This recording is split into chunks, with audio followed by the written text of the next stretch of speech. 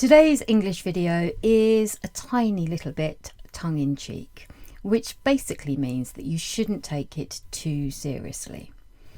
I thought it would be fun to look at 10 ways that you can instantly sound more British in your English conversations. Now, of course, not every Brit does all of these things, but these little phrases, habits, and cultural quirks that pop up time and time again in British English conversations. They're what make us sound, well, very British. So, if you'd like to sprinkle a little bit of Britishness into your spoken English, then keep watching. The first thing that you need to do to instantly sound a lot more British is to start apologising. Basically, you need to say sorry, and you need to say it a lot. We say sorry for pretty much everything.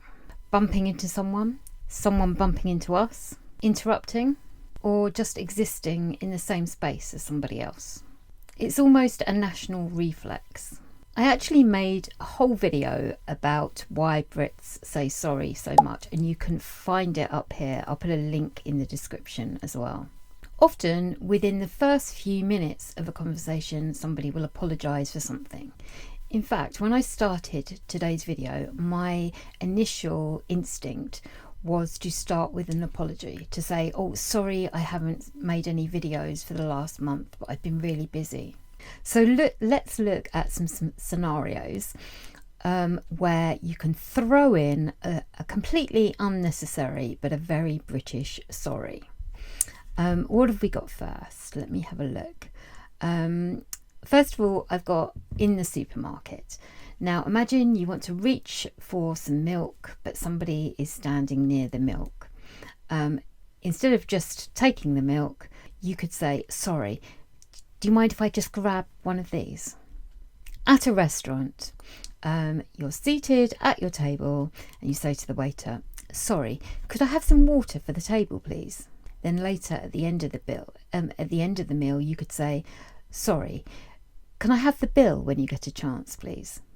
Or maybe in a work meeting, you want to add something, and rather than just saying, could I add, you say, sorry, do you mind if I just add something here?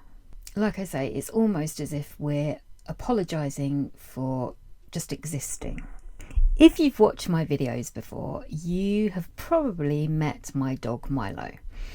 And during the course of a dog walk with Milo, I will invariably say sorry multiple times. If Milo so much as looks at another dog, I will say, oh, sorry, he's ever so friendly. If Milo sniffs another dog's bum, which if you've got a dog, you know they do quite a lot, I will always apologise. Oh, I'm so sorry. Sorry, I'm always going on about Milo. Do you see what I did there? I managed to squeeze in yet another completely unnecessary apology. By the way, if we haven't met before, I'm Jo and I work with adults who speak English as a second plus language. I make videos on British English here on YouTube every week, and I also create content on Instagram. If you're interested in booking a one-to-one private conversation class with me, then check out my website. I'll put all the details in the description below. I'd love to hear from you. So let's move on to the second way that you can instantly sound a little bit more British when you're speaking English. And number 2 is by using understatement. So what is understatement? Well, it's when you deliberately make something sound smaller, less serious or less exciting than it really is. It's like the opposite of exaggerating. And I think it's the British way of being modest and a little bit ironic, and also a good way to avoid sounding dramatic. For example, if you ask a Brit, how was your holiday? Instead of saying fantastic, awesome, they might just say, yeah, it wasn't bad, thanks. And that often means that it was absolutely brilliant, but we don't want to sort of shove it in somebody's face that we've had an amazing holiday. So instead we'll just say not bad, or yeah, it was quite nice, thank you. We also use the phrase a bit when it comes to understatement. So instead of saying it's really cold, we might just say it's a bit chilly, even if we're absolutely freezing. Instead of saying something is a disaster, we might say it's a bit of a nightmare. Understatement makes everything sound calmer, softer, and less emotional, which is quite British. It's a little bit more reserved. If you want to sound British, remember, downplay everything. Imagine you've just won the lottery. Somebody asks you how you feel. You could say, I'm quite chuffed. Chuffed means pleased. And that's understatement in action. Have a go. Play around with it. And look out for it when you're listening to British podcasts or watching British TV shows or having conversations with British people. You'll notice that people use this understatement quite a lot. Number 3, I'm going to call the art of the polite ask. So we don't just say, can you help me if we need some help? That's far too direct. Instead, we'll wrap it in layers of politeness. So instead of just saying, can you help me? You might hear things like, I don't suppose you could give me a hand, could you? Or, would you mind possibly helping me with this? Or, if it's not too much trouble, could you help me, please? We might throw in an apology as well. Sorry, but would you mind just helping me with this? I'm struggling a little bit. It's like putting a big soft cushion around our requests. And the funny thing is, if somebody says no, we will then apologise for asking. Oh, I'm sorry to have interrupted. I'm sorry to have wasted your time. The 4th way to instantly sound more British when you're speaking English is, of course, to speak about the weather. Honestly, it's the safest topic for conversation in Britain. You can use it as a greeting, you can use it as small talk, or you can use it just to fill an awkward silence. A typical conversation might go, lovely day, isn't it? And then you might reply, yes, but I think it might rain later. Notice there's a bit of a negative twist on the end there, which is also quite British. Also, you might hear something like, it's a bit nippy this morning, isn't it? Meaning it's a bit cold. It's a bit muggy. It's hot and humid. It can't make up its mind today, meaning the weather is really changeable. It's a bit fresh out there, meaning it's really quite cold. Or you might say something like, oh, well, at least it stopped raining. I'm enjoying the last bit of the sun.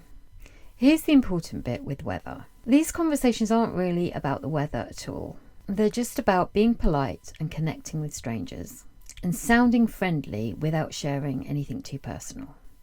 So if you want to sound more British, practice speaking about the weather in minute detail. Number 5, we're going to look at filler words. The British are really quite fond of fillers. They're those little words that don't actually mean very much, but they help to make our speech sound more natural, less robotic, and a little bit more human. You've probably heard British people say things like, well, okay, you know, sort of, actually, right, I mean, there's loads of them. So instead of saying something like it's tricky, a British person might say, well, you know, it's a bit tricky really. Do you know what I mean? And the funny thing is, if you take all those fillers out, the sentence doesn't actually change its meaning. But with the fillers in, your speech sounds a bit more natural and a bit more relaxed and a bit more British. Fillers serve a few purposes. They can buy us time, so they can give us more time to think about what we're going to say next. They can also soften your opinion, so you don't sound too direct. I was sort of a bit upset, to be honest. Well, I was a bit angry, really. Do you know what I mean? And they also immediately help you connect with another person, just because they sound informal. So if you can throw a few fillers into your conversations, you'll start sounding a little bit more British. Just don't overdo it. Otherwise, you'll end up with a sentence that never actually gets to the point. Well, you know, I mean, it's sort of like, well, actually, right, well, it's just one of those things. Do you know what I mean? Some people do actually speak like that. That's really quite a British sentence and it means absolutely nothing. The sixth way that I've got for you to sound a little bit more British when you're speaking English is to engage in polite small talk. Small talk is another very British skill, or maybe a survival mechanism, depending on how you look at it. We like filling those little gaps with polite questions that we don't really want to hear the answers to. Classics include things like, how was the traffic? Have you got much on this week? Are you busy at the moment? How was the weekend? How are you doing? You going anywhere nice on holiday this year? Now, the important thing to remember with small talk is that we're not always looking for a detailed answer. If someone says, how's work? And you launch into a 20-minute breakdown of office politics, then that person might start panicking, start thinking, God, I only asked them how work is. Remember, the purpose of the small talk is politeness, showing a bit of an interest, keeping the conversation flowing. So when we ask how work is, we really don't want to know your schedule for the next week. Small talk is also about safe topics. We don't want to go into anything too personal, especially with strangers or acquaintances. That's why talking about things like journeys, holidays, weekends, the weather, and work are all relatively safe. Nobody is offended by a quick moan about the weather or the traffic. A typical exchange might go something like this. Morning, did you get caught in the traffic this morning? No, it wasn't too bad actually. You? It was a bit slow, but got here eventually. And that's it. Nothing life-changing, but both people feel like they've connected politely. Okay, so going on to number 7, we're moving away a little bit from the polite British English, and I'm going to show you how to swear like a Brit. Don't worry, I'm not going to go full Gordon Ramsay on you, but the truth is there's almost a poetry to British swearing. Sure, it can be rude, but it can also be funny and affectionate. So here are a few classic British swear words. And I just noticed, coincidentally, I think almost all of these swear words start with the letter B, or apart from the last one. Anyway, the first one is bloody. And bloody is the all-purpose intensifier. It's bloody freezing out there. That was bloody brilliant. I can't find my bloody keys. It's bloody is one of the softer ones that you can pretty much say in front of anybody, even your grandma. So we'll move on from bloody to bugger. And bugger is almost quite affectionate now. Again, it's a term of exasperation. Oh bugger. Oh bugger, the Wi-Fi's not working. Oh bugger, I forgot to do something. You can also call somebody a bugger, like you lucky bugger or you lucky sod. I'm saying it affectionately, and yeah, you wouldn't use bugger aggressively. We'll move on from bugger to bollocks. Bollocks are testicles. So be careful with bollocks because some people are offended by this word. But again, it's such a nice word to say when you're exasperated about something. Oh, bollocks. You can also use bollocks to mean nonsense or rubbish. That's a load of bollocks. He's talking bollocks again. Right, let's move on from bollocks to, what have I got next? Bellend. Now, this is ruder. A bellend, well, I don't really know whether to go into it, but a bellend refers to the tip of a penis. But bellend is almost an affectionate term that you call somebody who's being a bit stupid. Oh, you complete bellend. Don't be such a bellend. See, just the word itself, it sounds silly. So it's not the kind of word you'd use in an aggressive way at all. And if you wanted to insult somebody, calling them a bellend, I don't think you're going to be taken very seriously, really. Final one that doesn't start with B is wanker. And yeah, this is offensive, and it can be seen as being very aggressive. So you have to be really careful who you call a wanker. But it's a very British swear word. I wouldn't call somebody a wanker to their face. Even affectionately, I don't think I'd use wanker. So I might talk about somebody, oh, he was being a silly wanker, you know, but away from them, not directly to them. Again, wanker has a bit of a silly ring to it. But yeah, it's more, I would say it's more offensive than bellend, so be careful with it. That bloke's a bit of a bellend. That bloke's a bit of a wanker.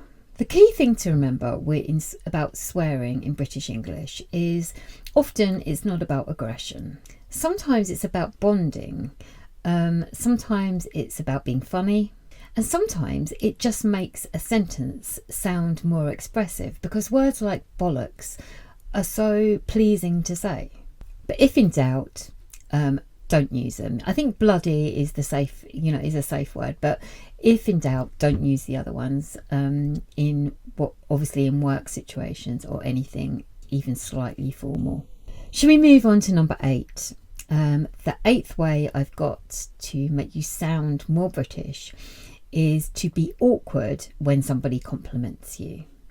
Now, when somebody pays you a compliment, if you're a Brit, you don't usually say, oh, thank you. Usually you'd attempt to downplay the compliment. For example, if somebody said to me, oh, I love your dress, I might say, oh, this old thing, or this was a £5 off Vinted. Yeah, it's okay, but it's got a hole in the back and it's a little bit tight. So we could just say thank you, but instead we deflect, we explain and we downplay. Compliments can sometimes make British people feel a little bit uncomfortable. Maybe because we don't like to sound arrogant. So you'll often hear things like, oh, this old thing, oh, I've had this for years. Or, oh, it was nothing, really. If somebody's trying to make a big fuss of you or of something you've done or a success. Or if somebody compliments the way you look, you could say, oh, God, no, I look awful today. I feel exhausted.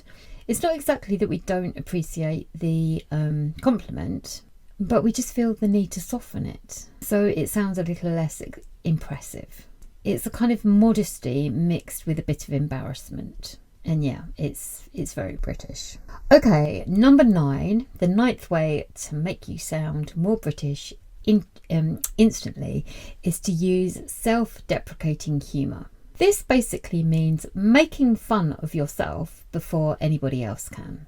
So again, this is sort of leading on from the last one. Instead of saying something like, oh, I'm a great cook, you might say, oh God, I'm a bloody awful cook. I can't even make toast without burning it. Or if you've done a presentation at work, rather than saying, oh, well, that went quite well, you might come away and say something like, well, I suppose it wasn't a complete disaster. Again, this self-deprecating humour is all about being modest and not blowing your own trumpet. To blow your own trumpet means to boast or to be full of yourself. And this is seen as a bad thing. So it's a way of being modest, avoiding arrogance, and it's also about making other people comfortable by putting ourselves down a little bit. It's a way of saying, don't worry, I don't take myself too seriously. I don't think I'm absolutely fantastic. And the funny thing is that Brits often use this self-deprecation when they're actually really, really capable. It's kind of a social trick.